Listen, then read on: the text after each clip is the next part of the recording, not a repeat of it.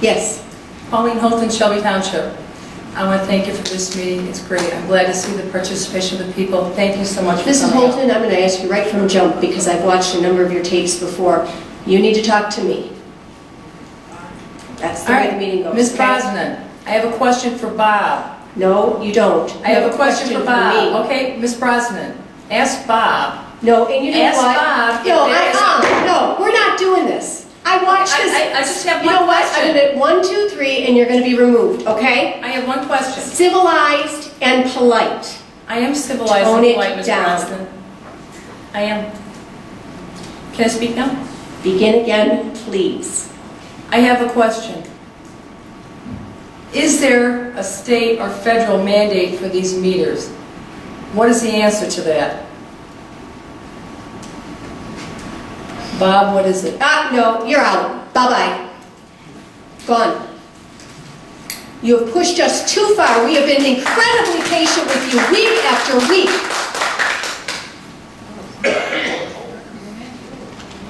Yes, sir.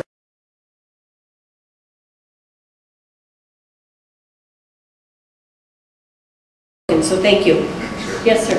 I want to do a couple of things. I want to commend you for your decorum, your class, and the way you conducted this meeting.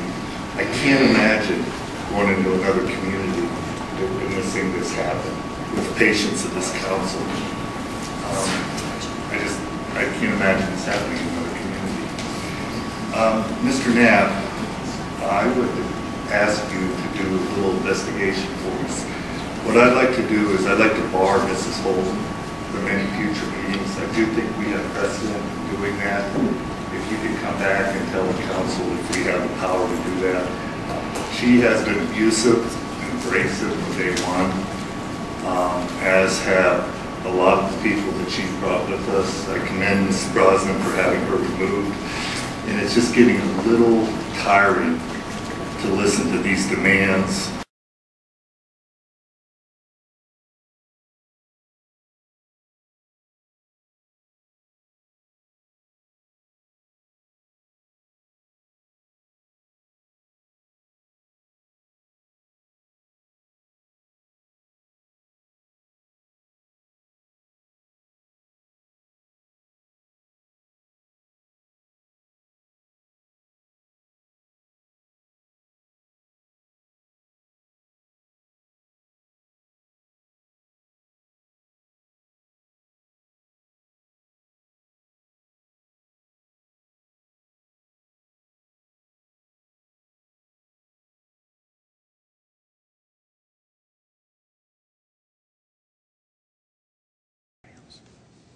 Is there anyone else? Oh, there we go. Good evening.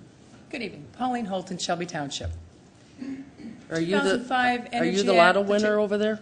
Pardon me? Are you the big lotto winner over there? They're trying to find the lotto person that won all that money. You know in something Shelby. I don't know? No, I just thought maybe you were.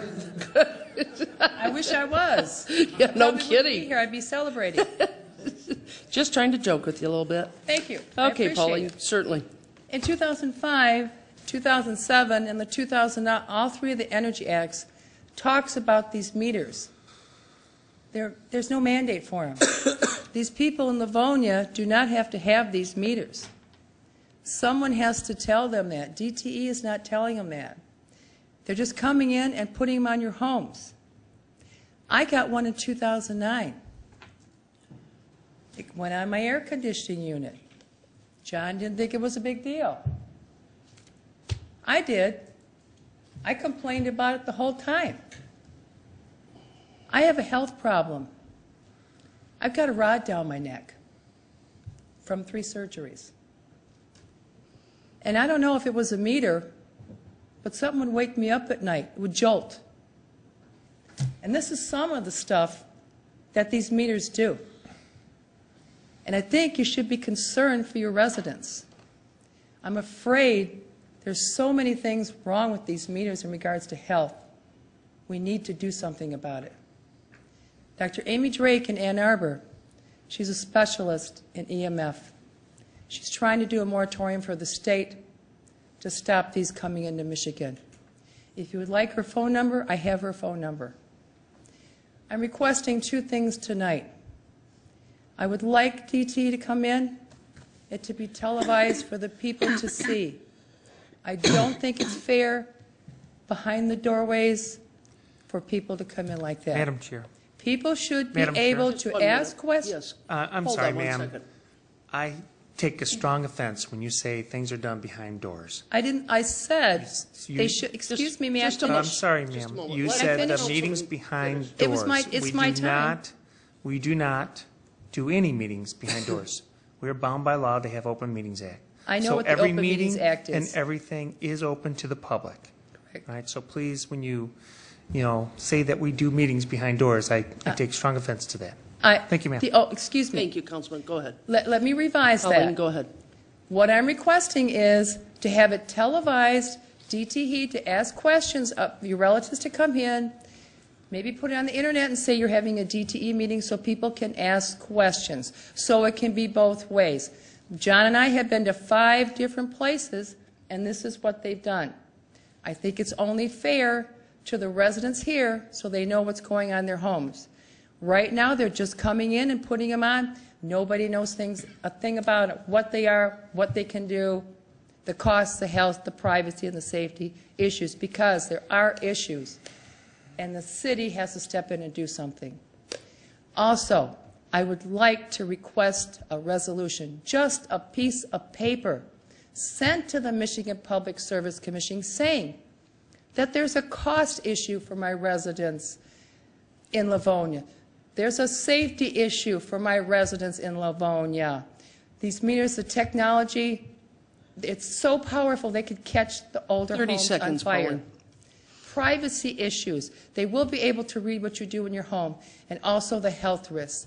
Please, I urge you to at least do a resolution and send a message to the MPSC. Thank you. Thank you for coming in tonight.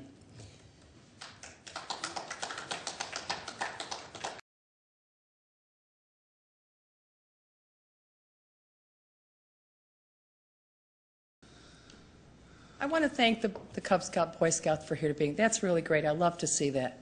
I was a Scout Master for a while, too. I also want to take time to thank the soldiers that are serving for us, that are serving and protecting this dear country of ours, for our rights. For our rights. Our principles, our rights to be here. For me to be here to speak in front of you. Thank you.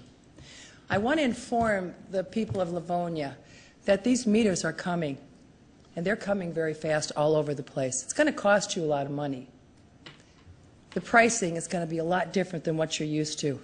It's going to cost you, they're going to have peer pricing, different levels. They're going to change. It's not going to be just when you use it. It's going to be different levels. Now, I don't know about you, but we're seniors. What are the seniors going to do? Are they going to have to be real warm in the summer because they can't afford for their air conditioning? Or what about winter with their furnaces? Are they going to have to cut that down? Or will they have the thermostat, if they buy the thermostat that's got the programmable on it, that they'll be able to use DTE and these people to shut it down automatically? Do they understand it? Do you understand what's coming on here? Chips. Everything you buy is going to have a chip in it. And they're going to be able to shut it down whenever they darn well please. And they will. Guarantee you. I talk to people all over the country that they're shutting their appliances off and everything. We have to protect the people. We have to be concerned also about the EMF and the radio frequencies about these meters. It's going to be a lot. It's not just one meter. You can have 3, 4 meters on your houses. And these meters can be programmed to go off every 5 minutes. Do you realize the radio frequencies that are going to be going about? Do these young people in the audience tonight understand that? Do the parents understand? You have 30 the seconds, radio ma'am. frequency is going to come along? And the privacy. They'll be able to tell what you're doing in your home. Here's a picture of it right there,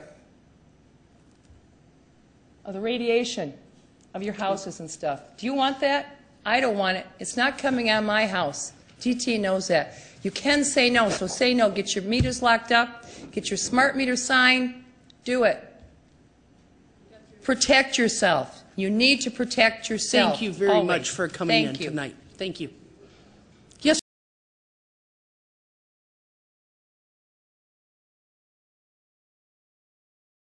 I think that there are two reasons why folks come out to use audience communication. One is because they really are expecting some kind of action from a body like ours. But secondarily, I think that there are so few opportunities for people anymore to speak their mind, to educate the community in general, and just to say what it is that they're thinking. And we, week in and week out, provide one of those very rare opportunities. And these folks have chosen to use it. I don't wish to begrudge anybody that opportunity.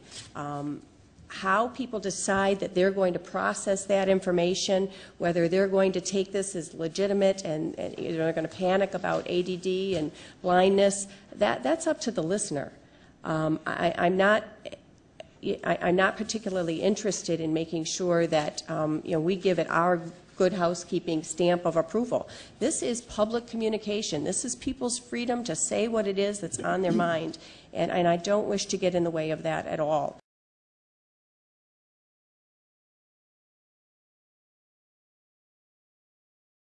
Okay. Madam Chair. So, yes, Councilman Robinson. In the interest of continuing the discussion in a constructive manner, I would like to refer this subject matter to, I guess, the Infrastructure Committee again this evening. Support. Moved by Councilman Robinson, supported by Councilman Brosnan. Councilman Laura. For the benefit of the citizens who are here, so you understand what that is, we move upstairs to a much more free play discussion. There won't be any timing or whatever. But what you lose, and I'm sure that this is important to you, is your television audience. There are no TVs, there are no broadcasts.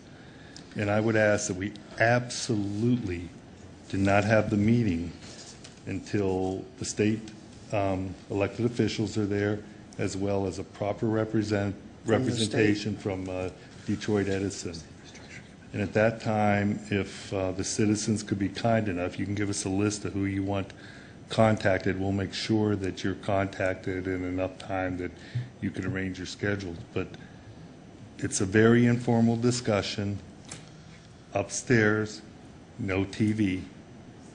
It's good for me. Okay. Just so you know, I just wanted you to understand that, so you're not expecting something different.